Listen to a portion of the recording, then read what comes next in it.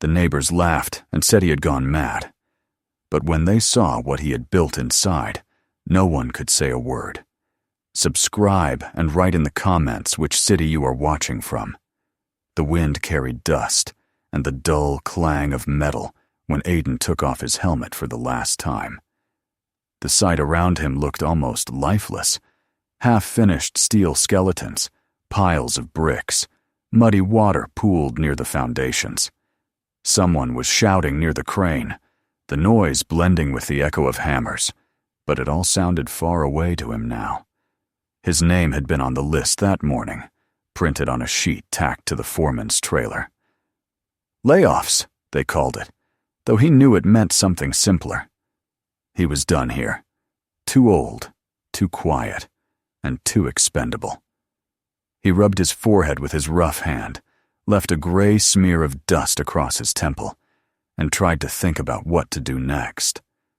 But thinking had become dangerous lately. It led to places he didn't want to go. The sky was a bruised kind of gray, heavy with rain, and he drove home in silence, the wipers smearing mud across the windshield. On the back seat, in a car seat far too new for the old truck it was strapped into, his baby slept. The boy's small hand was half-curled near his mouth, his cheeks flushed. Aiden looked at him in the mirror for a second too long and almost missed the turn. He didn't know what to say to a child who would never know his mother. The woman he'd built his life around had been gone only 6 months, but sometimes it already felt like years. The house they'd shared was quiet now, filled with shadows and the faint scent of baby powder that clung to the corners. By the time he parked outside, the light had started to fade. The house was still his for another week, until the bank sent someone to lock the door. Inside, boxes stood half-packed. He'd sold most of what had value, the furniture, the TV, her jewelry. What remained were things no one else wanted: the crib, a photo frame with a cracked corner, a jar of nails on the counter. The silence was unbearable.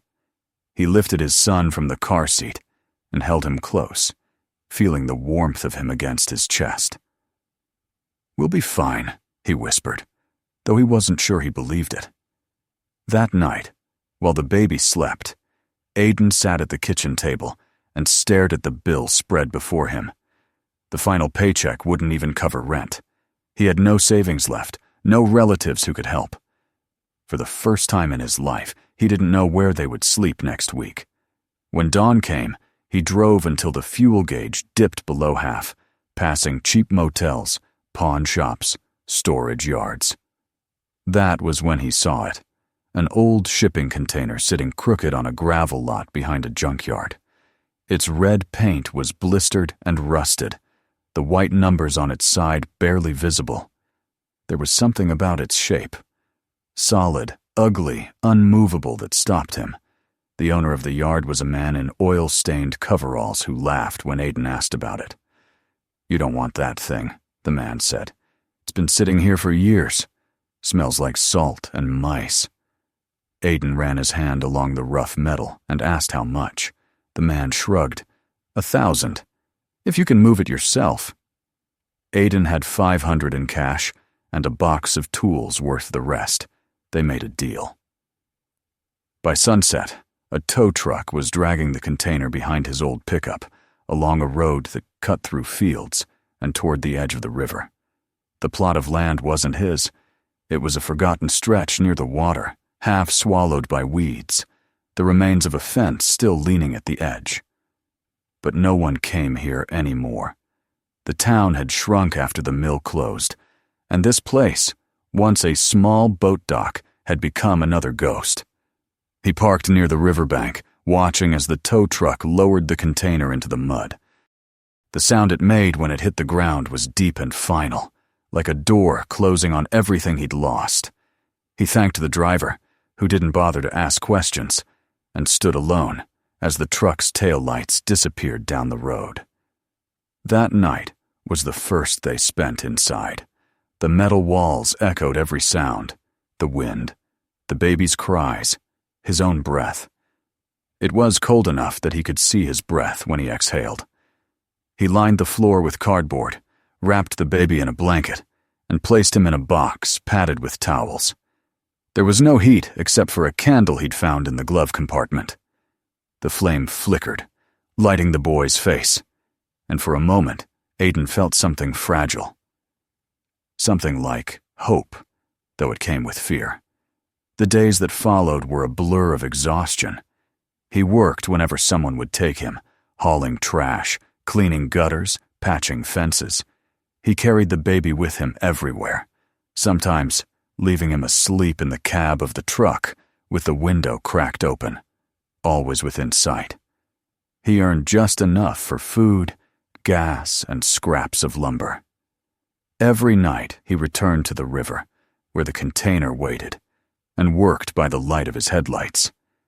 He cut a hole for a small window using a borrowed saw. He welded an old doorframe into place. When his hands shook from the cold, he would stop, hold the baby close to his chest, and whisper stories he made up on the spot. People who passed by during the day stared at him. Some slowed their cars, others shouted jokes. One man asked if he'd lost his mind, building a home out of a shipping box. Aiden didn't answer. He'd already learned that silence was stronger than argument. He spent his earnings on insulation, nails, and a second-hand generator. Little by little, the metal box began to look less like a ruin and more like a shelter. When the rain came, it was relentless. The river rose, mud swallowed his boots, and leaks appeared where he hadn't sealed the roof. He patched them with plastic and tape. Inside, the baby coughed from the damp. Aiden spent one night holding him upright so he could breathe easier. At dawn, the cough subsided, and Aiden sat outside the container, soaked to the bone, staring at the water as if expecting an answer. He remembered the last day in the hospital, the smell of disinfectant, his wife's pale hands, her whisper that he should promise to keep going. He had promised, but back then, he hadn't understood what that meant. Now he did. Keeping that promise wasn't about surviving. It was about building something that could last after you were gone. By early winter, he had managed to cover the walls with wooden panels, scavenged from old pallets.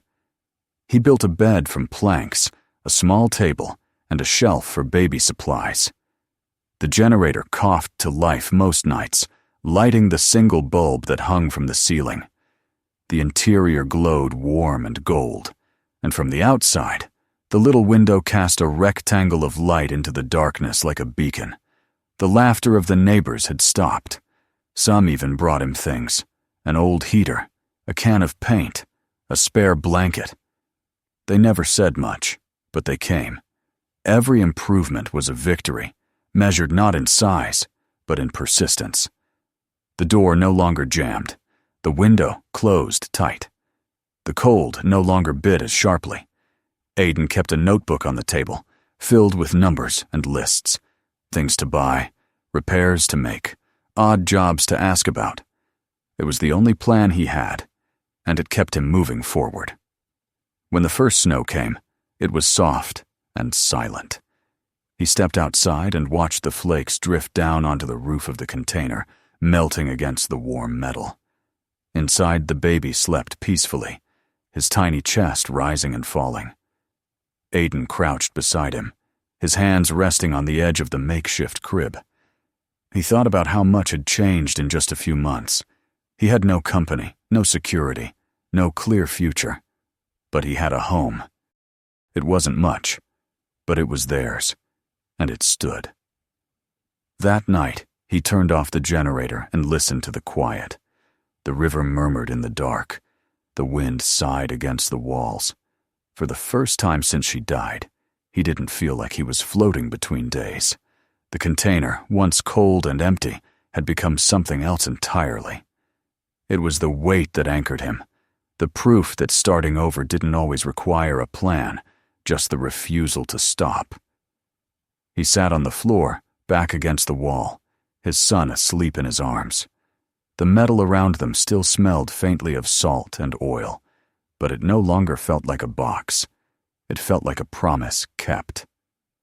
As he closed his eyes, he thought of the coming spring and the work that waited, the things he would still need to fix. For now, though, he let himself rest in the fragile warmth, knowing that tomorrow he would wake up and keep building. Outside, the snow continued to fall, soft and soundless, blanketing the container in white. Somewhere under that quiet weight, between the river and the trees, a man and his child began again. By the time the snow had melted, the riverbank was alive again. The air smelled of wet soil and new grass, and the sound of the water against the rocks returned like a heartbeat. Aiden stood outside the container, his boots sinking into the soft ground, the child asleep inside behind the half-open door. The winter had been long and cruel, but it had not beaten them. The little home of welded panels and patched seams had survived. There were rust marks on the roof and a thin crack near one of the windows, yet the walls stood straight. The floor stayed dry, and warmth gathered in the mornings when the sun reached the metal. For the first time, he could see a future beyond the next day. The neighbors no longer laughed when they passed. Some even stopped to talk, curious about how he had managed to keep the place standing through the storms. A few asked for advice, and one man from the next street brought a broken ladder, wondering if Aiden could fix it. He did, refusing payment, and the man promised to send others his way. It was how it began, quietly, without any plan. He took whatever work came, repairing fences, clearing yards, mending doors. Sometimes he carried his son with him in the stroller, the wheels squeaking on gravel, the baby watching the world with wide eyes, as if it all belonged to him. People noticed the way Aiden worked, slowly, precisely, without shortcuts. They noticed how he listened when they spoke. Soon his name passed from one mouth to another, carried by the same wind that once mocked him. The days grew longer, and he filled them all. He woke before dawn, fed the boy, left a bottle of milk by the window to warm in the morning light, and went to work. At noon he returned, checked on the child, then went out again. The river became their constant companion, the sound of it outside, the smell of it drifting in through the cracks. In the evenings, he would sit by the water's edge, the boy on his lap, watching the reflection of their home ripple on the surface. The container, once a symbol of despair, looked almost beautiful now, painted a dull blue that caught the fading sun. Yet peace did not mean rest. Fear was still there, sitting quietly beside him. He worried about sickness, about money, about what would happen if he got hurt. Each cough from his son tightened something inside his chest. Sometimes, while hammering boards into place, he would stop and stare at his hands, remembering how they had once held his wife's, the warmth that was gone. Guilt came in waves. Guilt for surviving, for not mourning enough, for being too tired to miss her properly.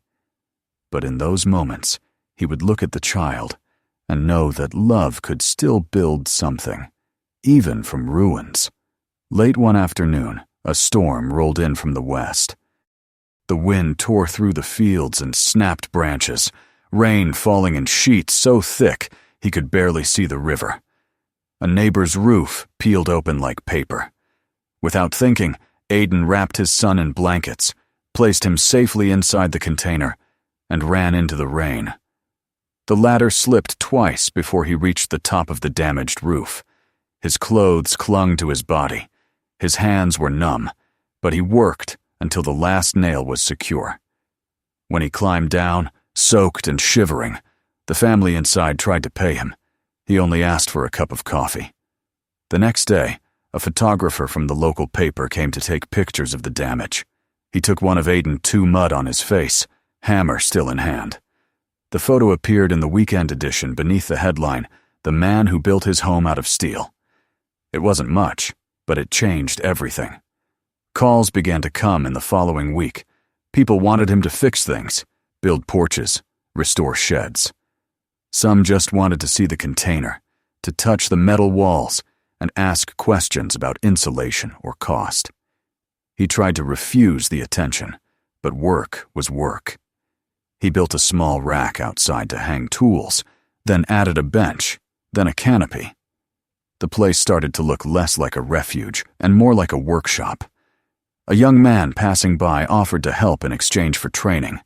Aiden agreed, and within a month, they had turned an empty lot into a space filled with sawdust, laughter, and the smell of oil.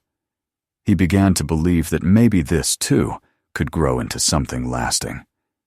Still, the nights were heavy.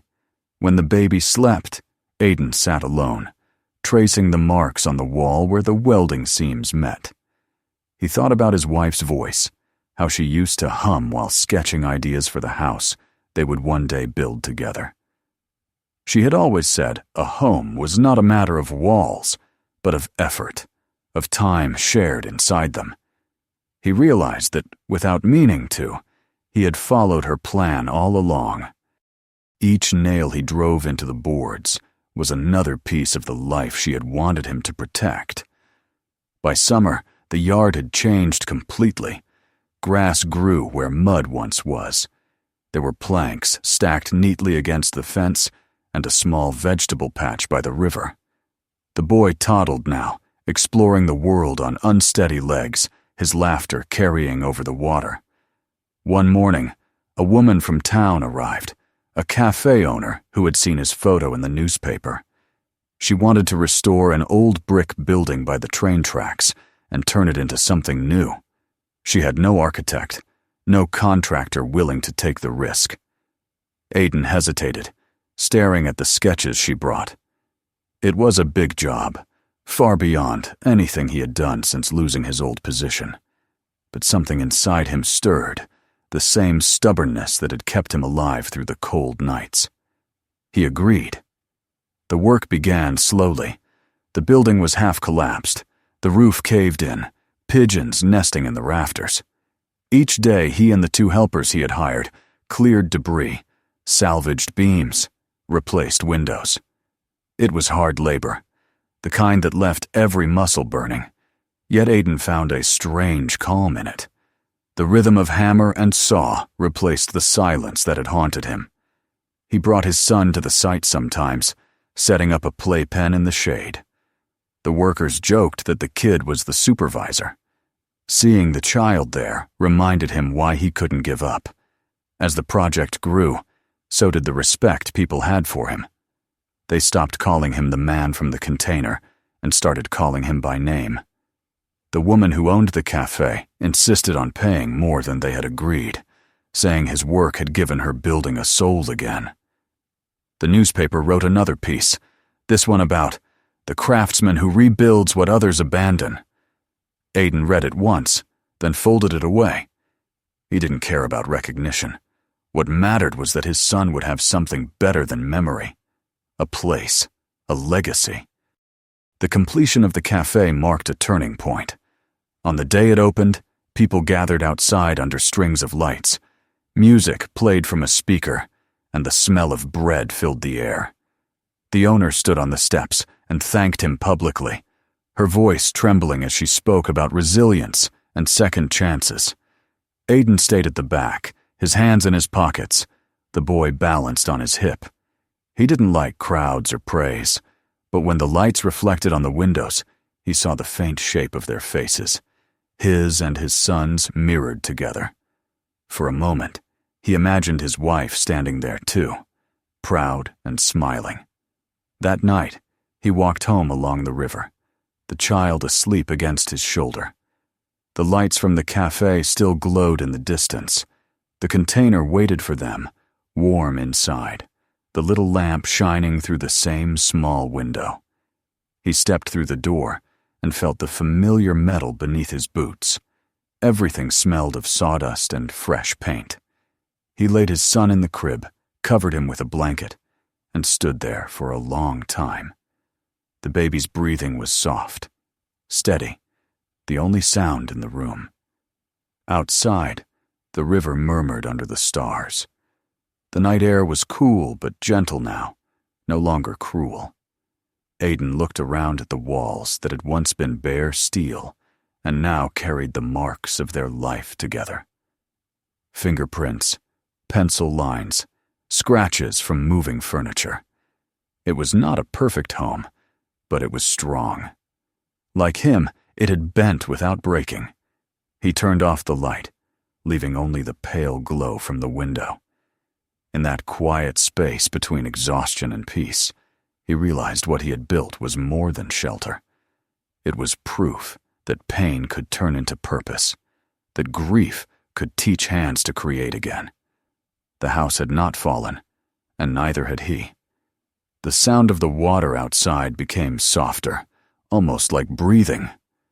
The night settled around the container, patient and calm. For the first time, Aiden no longer felt the need to count the days or measure how far they had come. He simply stood there, listening to his son's heartbeat, to the steady rhythm of life returning. Tomorrow there would be new work, new faces, and new challenges. But tonight, the world was still, and everything that mattered fit within the walls he had built from loss and will. Summer came with a golden heat that clung to the river and turned the fields behind the container into a sea of trembling light. The little house of steel and wood no longer looked like an accident. It looked lived in, complete, softened by the marks of use and time. The walls carried the stains of rain and fingerprints, the scent of oil and bread. There were toys scattered on the porch now, a small chair, a flower pot filled with soil, and a stubborn green sprout that refused to die. Every morning, before the sun rose, Aiden opened the door and stood in the doorway holding his coffee, watching the mist crawl over the water. It had been almost 2 years since that first night inside the cold box. He could still remember the echo of the wind then, how it had felt to breathe in the darkness and promise himself he would not quit. Now, he was known in the town, not famous, not celebrated, but known in the quiet, respectful way that people remember the ones who helped them without being asked.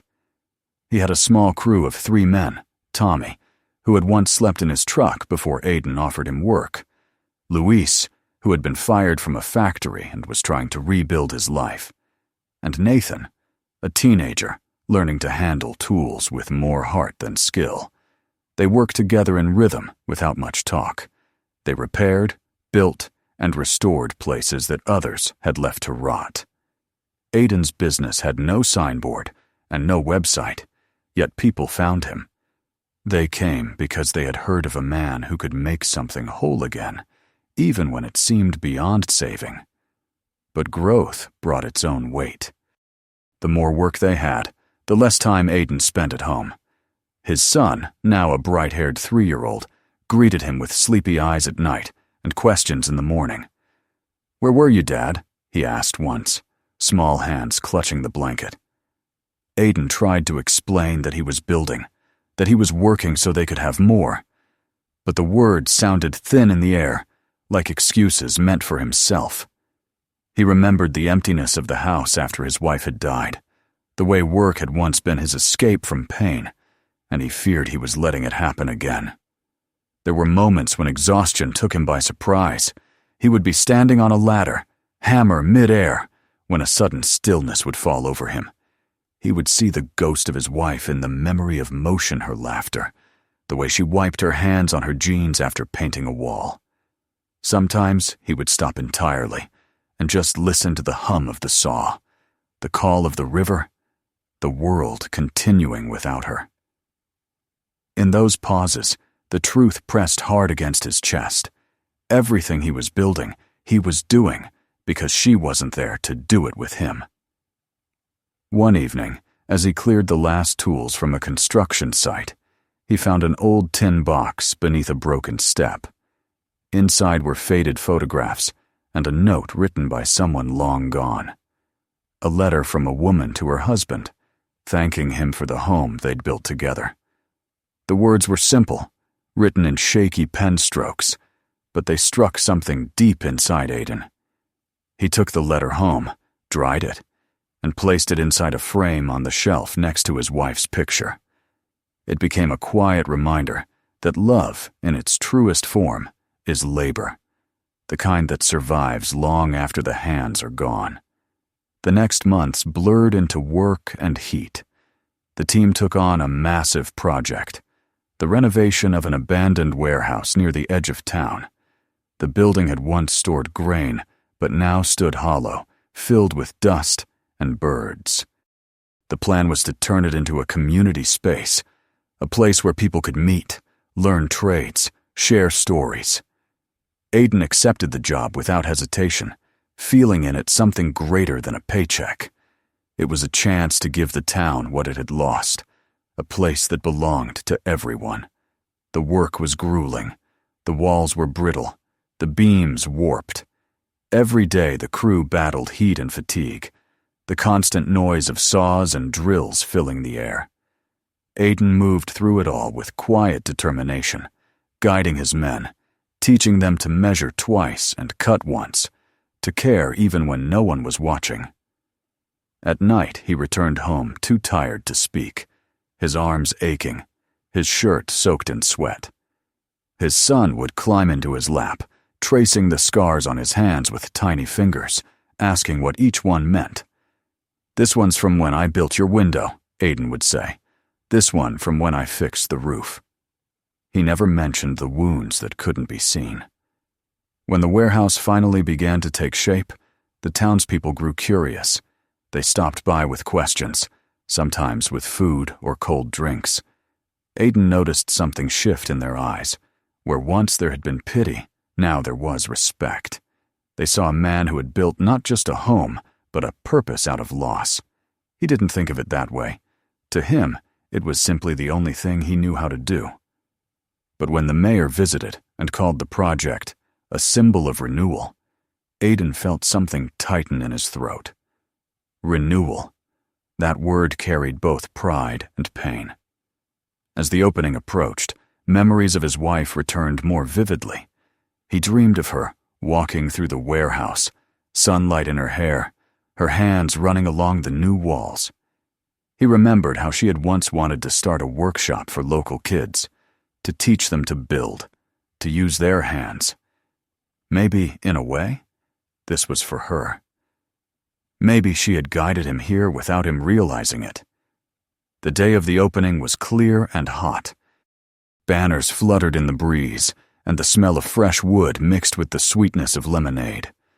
People gathered in clusters, laughing, talking, pointing at the new structure that stood proud where a ruin had been.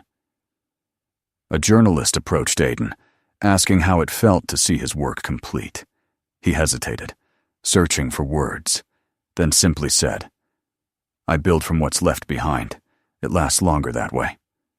The journalist smiled, wrote it down, and moved on. That night, after the crowd had gone and the lights dimmed, Aiden stayed behind. The warehouse was quiet, filled with the faint echo of footsteps and the scent of paint. He walked slowly through the hall, running his fingers along the grain of the wooden tables. It was strange to think that something born out of grief could stand so full of life. Outside, the sky was deep blue, and a soft wind carried the sound of the river even here, miles away. He drove home late, the road empty except for the glow of his headlights. The container waited for him like it always had, humble and still. Inside, his son was asleep, one hand resting on the stuffed bear Aiden had repaired months ago. The small lamp on the table cast a pool of light across the walls, revealing every dent, every line of welding, every memory sealed into the metal. He sat down in the chair by the door, looking around the room that had once been nothing but cold steel. Now it was filled with warmth, with the quiet breathing of a child, with the heartbeat of everything he had fought for. He thought about the first night here, the cold, the hunger, the fear. He thought about how people had laughed and how he had kept working anyway. Somewhere between then and now, the world had changed. Or maybe he had. He realized that the container didn't just hold their lives, it told their story. A story of beginning again when there was nothing left to begin with. Outside, the wind brushed through the trees, carrying the smell of earth and rain. Aiden stepped onto the porch, listening to the steady rhythm of the water below. He closed his eyes and felt the night press gently against his skin. He didn't think about what came next, the next job, the next bill, the next worry. He just let the moment stay. The home behind him, the river ahead, the stars above. These were the things that remained. When he finally went back inside, he turned off the light. The darkness settled softly, but it was not empty anymore. It was full of memory, of labor, of love that had learned to take new forms. The man who had once stood with nothing now had everything he needed. A son, a home, and the quiet certainty that he had built a life from the wreckage. And as the river whispered outside and the child stirred in his sleep, Aiden understood that not all things built by hand fade with time. Some endure, as long as the heart that shaped them keeps beating. The container, the boy, the work, they were all proof of that simple truth. In the end, what mattered was not what had been lost, but what he had chosen to make from it. And that, he knew, would last. Subscribe for more stories like this, watch the next video, and share this one with someone who needs to hear it.